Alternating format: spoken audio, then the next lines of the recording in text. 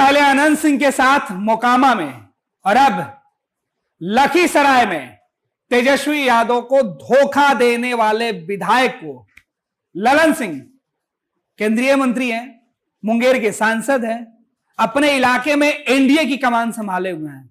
उन्होंने लगभग निपटा दिया है, नाम तो नहीं लिया है लेकिन मैसेज साफ दिया है। इसी पर चर्चा करने के हमारे साथ हमारे वरिष्ठ सहयोगी विवेकानंद जी हैं। समझते विवेका जी, ललन बाबू बेहतर इलाज के लिए जाने जाते हैं और जेडीयू में उनके होम्योपैथिक इलाज की चर्चा खूब होती है।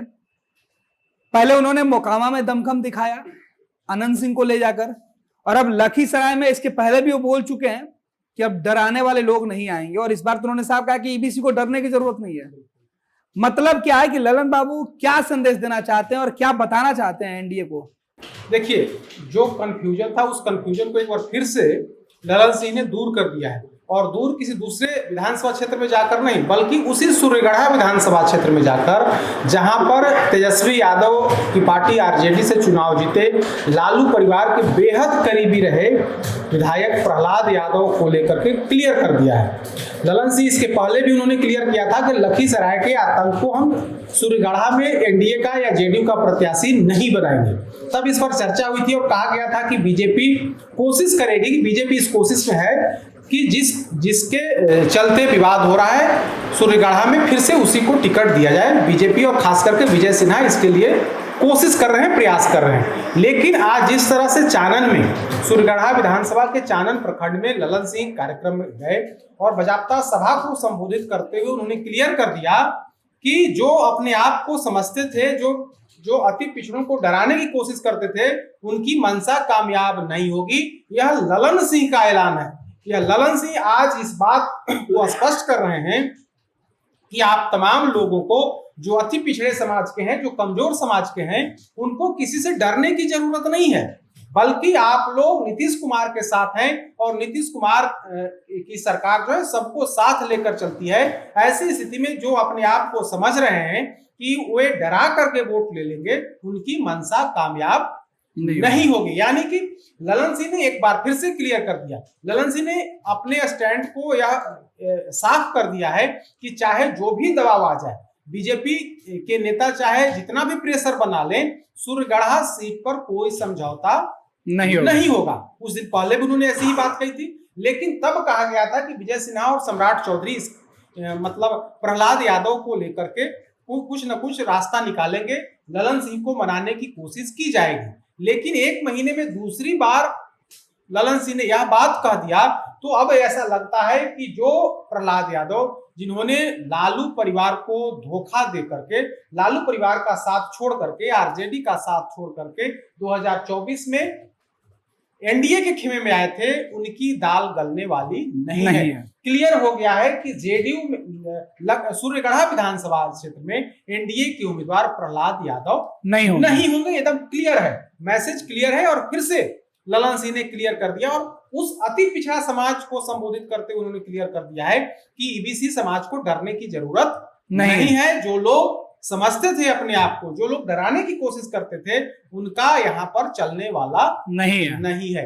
यानी कि सूर्यगढ़ा में प्रहलाद यादव को टिकट एनडीए से तो नहीं मिलेगा और उधर आरजेडी तो उनको स्वीकार करेगा नहीं, क्योंकि उस परिस्थिति में जब बहुमत का परीक्षण होना था, सरकार के बहुमत का परीक्षण होना था, तब उन्होंने पाला बदल दिया था और पाला बदल करके एनडीए के खेमे में आ गए थे।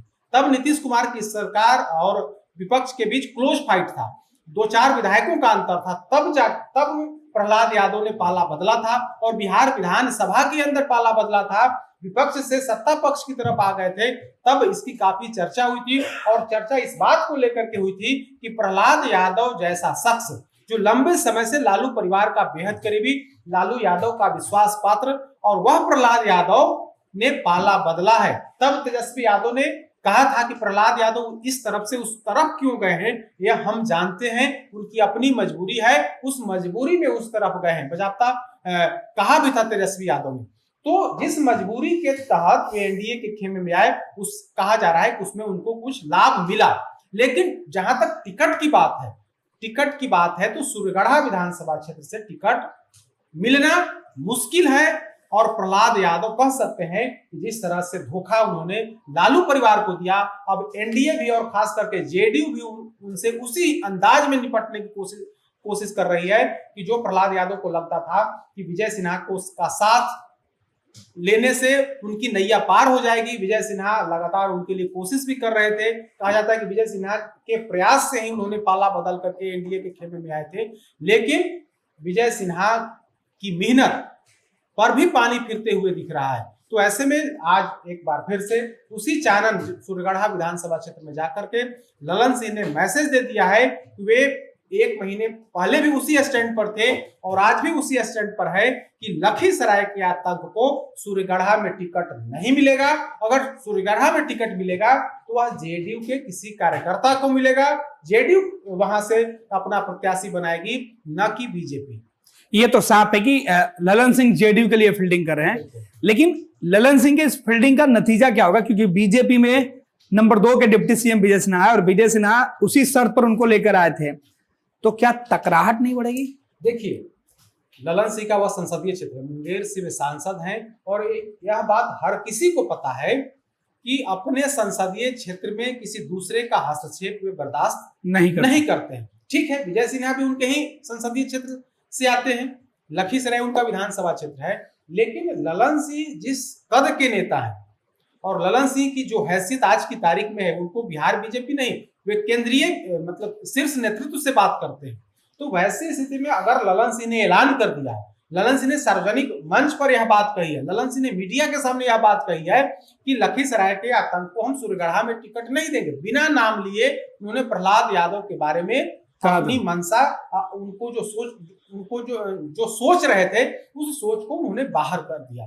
तो और आज फिर से उन्होंने साफ कर दिया, बिना नाम लिए प्रहलाद यादव पर निशाना साधा। तो मैसेज क्लियर है ना कि विजय सिन्हा चाहे जितनी भी कोशिश कर लें, बिहार बीजेपी के नेता चाहे जितनी भी कोशिश कर लें, सूर्यगढ़ा पर कोई समझौता ललन सिंह करने वाले नहीं है, चाहे इसके लिए जो हो जाए, क्योंकि 2 बार वे कह चुके हैं और आज फिर से उन्होंने कहा यह ललन सिंह का वचन है कि ईबीसी समाज को कोई डरा नहीं सकता है। जो डराने की कोशिश कर रहे हैं उनकी मंशा कामयाब नहीं होगी। बिना नाम लिए एक बार फिर से प्रहलाद यादव को और उनके लोगों को मैसेज दे दिया कि आप चाहे जो भी कर लीजिए, यहाँ आपकी दाल अब जो है सो गलने वाली नहीं है। एनडीए के अंदर वे चाहेंगे, क्योंकि वह सीट जेडीयू का है और जेडीयू नेतृत्व तय करेगा कि वहां से कौन प्रत्याशी होगा, न कि भारतीय जनता पार्टी। तो विजय सिन्हा अपने असर से तो प्रयास कर रहे हैं, क्योंकि कहा जाता है कि डिप्टी सीएम विजय सिन्हा की प्रयास से ही प्रहलाद यादव ने पाला बदला था। आरजेडी को छोड़ करके वे एनडीए के खेमे में आए थे, तब कहा गया था कि सूर्यगढ़ा सीट से उन्हें उम्मीदवार बनाया जाएगा, इसके लिए ललन सिंह को बनाने की कोशिश की जाएगी, लेकिन अभी तक रिजल्ट 0 है। अभी तक ललन सिंह इसके लिए तैयार नहीं हुए और अब तो तैयार होंगे भी नहीं, क्योंकि खबर तो मार्केट में आ गई है ना, खुद उन्होंने इस बात को कहा है। तो ऐसी स्थिति में अब इस पर कहीं कोई पट नहीं है कि जेडीयू से प्रत्याशी होगा सूर्यगढ़ा से एक बार फिर से, और प्रहलाद यादव या तो वे निर्दलीय लड़े या फिर किसी दूसरे दल की तलाश करें। आरजेडी तो उन्हें टिकट देगा नहीं, तेजस्वी यादव को टिकट देने से रहे, क्योंकि प्रहलाद यादव ने आरजेडी को धोखा दिया, इन मौके पर धोखा दिया। तो उधर तो कोई ऑप्शन है नहीं, जेडीयू में कोई ऑप्शन है नहीं, बीजेपी की वो सीट है नहीं, और बीजेपी की मांग को स्वीकार ललन सिंह करेंगे नहीं।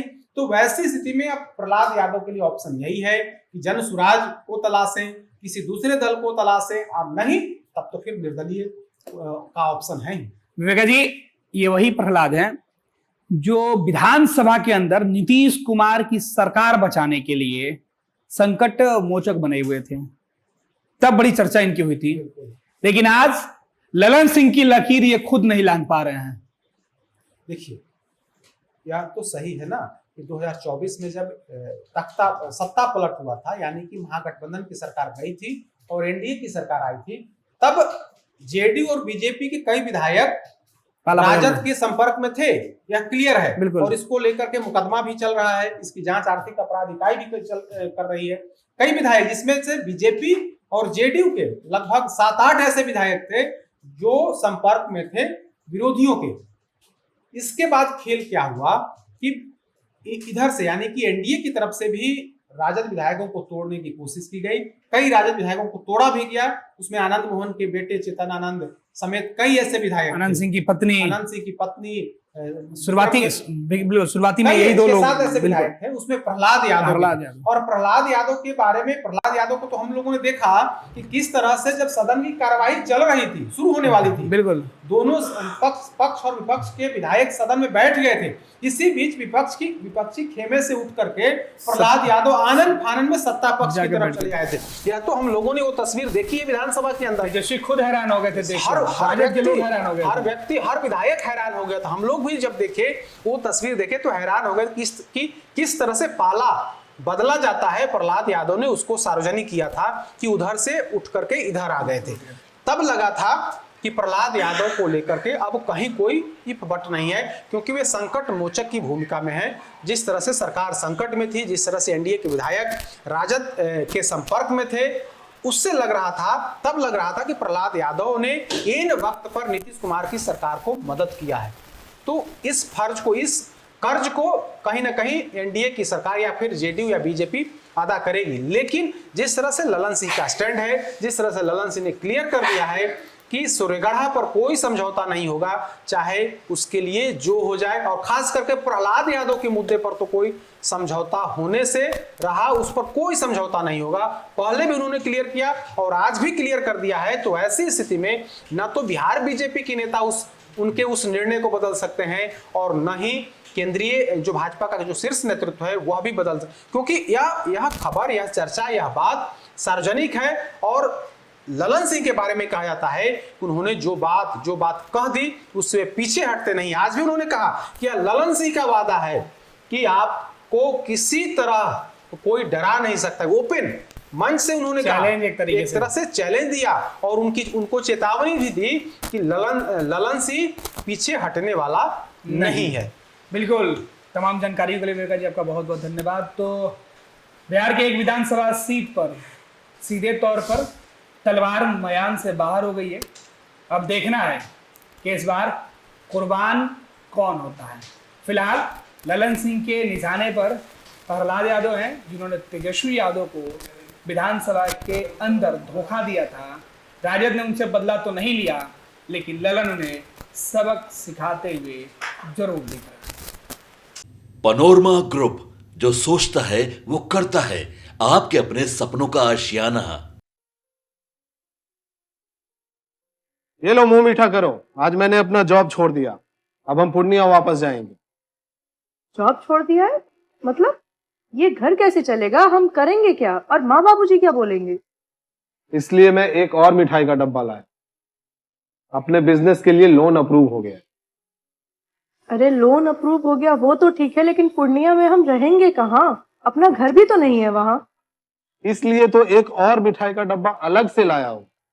हमने पूर्णिया में घर ले लिया है, पूर्णिया के ई होम्स पैनोरमा में। पूर्णिया में पैनोरमा ग्रुप लेकर आए हैं ई होम्स पैनोरमा। बड़ा घर, आलीशान जिंदगी और अत्याधुनिक सुविधाओं के संग। अरे अब क्यों मुंह मीठा करवा रही हो? क्योंकि हम घर वापसी जो कर रहे हैं।